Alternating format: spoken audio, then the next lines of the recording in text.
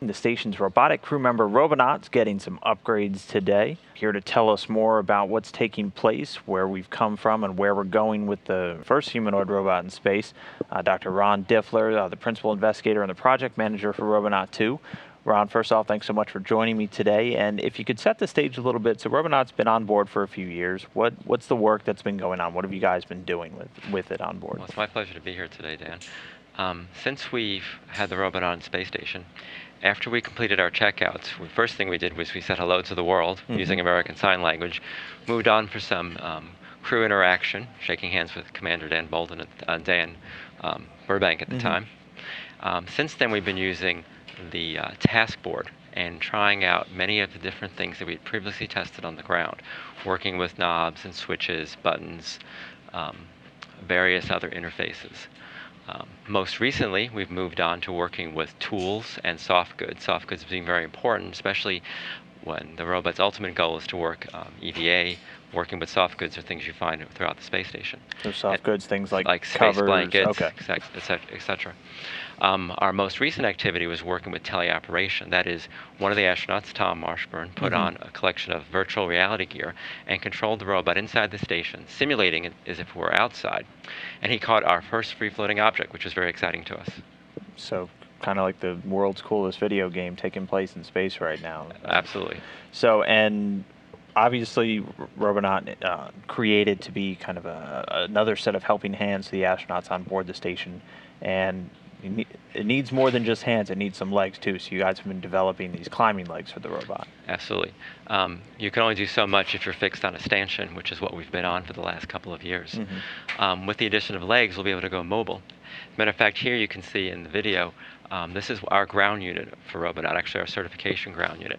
And there it is, practicing climbing. And in this case, we took a truss system, put it on our air-bearing floor, which is kind of like an air hockey table, except in reverse.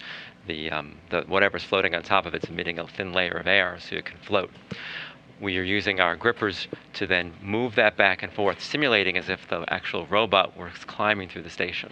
And we've had very good results with that, as you can even see during this video. So they definitely don't look like traditional legs. So while the upper body does have a lot of resemblance to a human, because we do a lot of human-like motions with the upper body, performing human-like tasks, well, in space you don't use your human legs the way you would use them on the ground. That's right. So we were not as we didn't adhere to the human form when it didn't make any sense.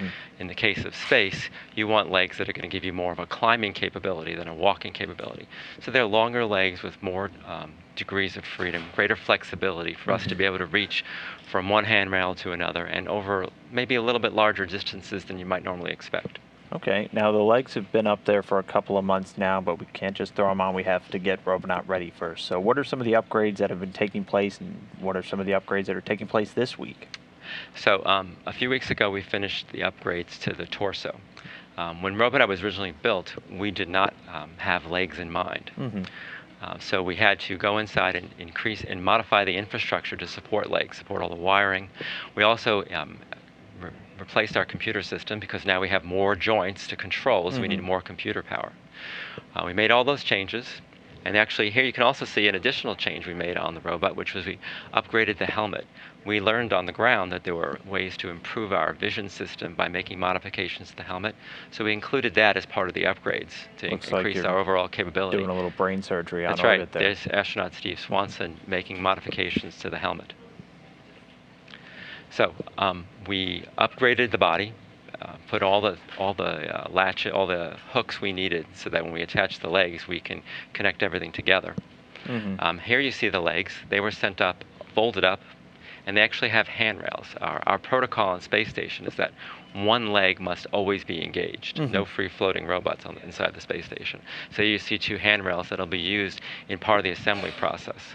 So we will astronaut Steve Swanson will unfold the legs and then remove the body from its stanchion and attach those to the top of the legs. Basically put the bottom half and the top half together to give us a full-size Robonaut inside the space station. Okay. And I think we have some more images. So you mentioned it's been on a stanchion a lot, and I think we have another picture. So what are we looking at right here? That's the interface at the top of the legs that will mate with a matching interface that we recently installed with the torso upgrades. And the two can be put together, and you can actually see some guide pins there.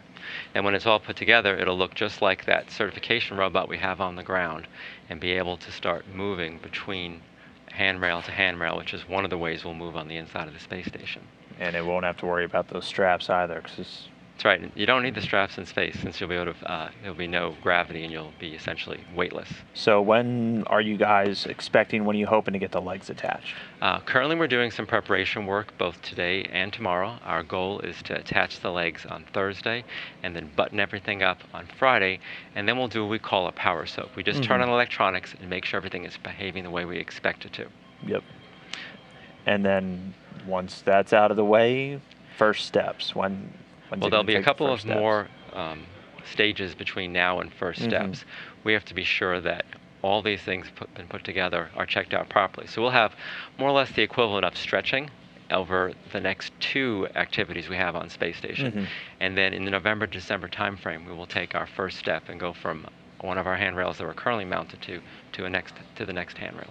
And then just to close us out, big picture, once Robonaut's mobile, what are you guys really hoping that it's going to be able to accomplish? Well, we have put the robot in the best laboratory anywhere for preparing ourselves for eventual EVA activities, spacewalking, space climbing type of activities.